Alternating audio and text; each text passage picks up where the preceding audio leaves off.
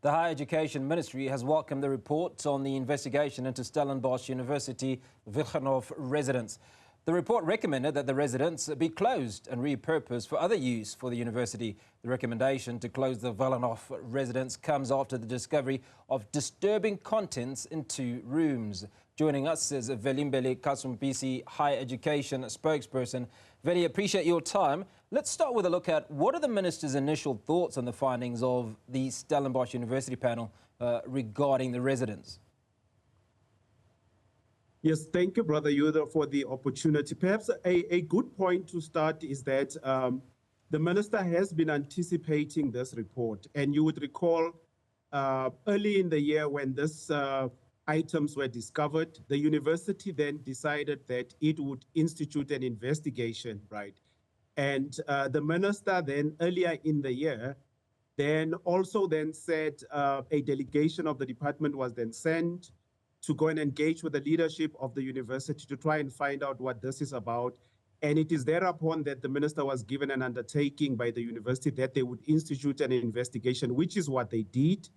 And there was also an understanding that they would furnish the Minister with this report, right? And so the latest that we have is that through the university, a statement has been issued by the university that the investigation has been concluded and a report has been submitted to the rectorate, and there is an intention to table this report to the council of the university on the 24th of this month. Now, the Minister's view has been, ever since this issue and similar issues as well, you'd remember the Free State University, there were similar issues, that there is absolutely no room for any form of discriminatory, abusive, or racist practices or cultures in our higher education institutions, and that stakeholders within those institutions, but also in society, should work with the department to make sure there is no existence of such. So the Minister's position effectively is that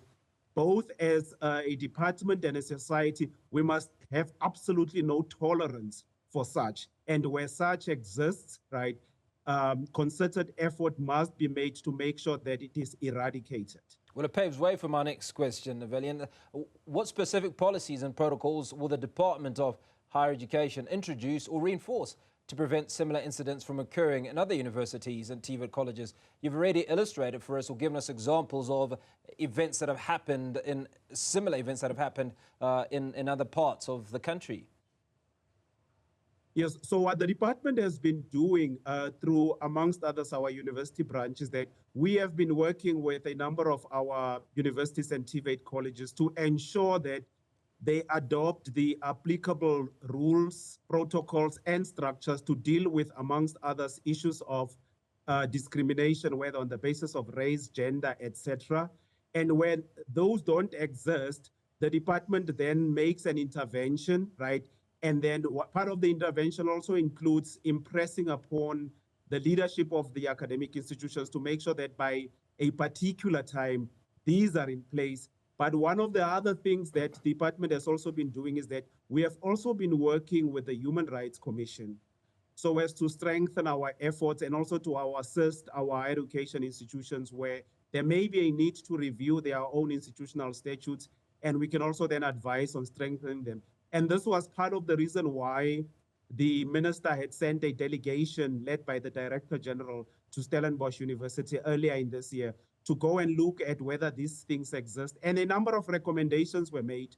Some of them was to engage in workshops and information sessions. And the university seems to have acted in some of those recommendations. Veli Mbele Ka Sompisi, Higher Education spokesperson, appreciate your time.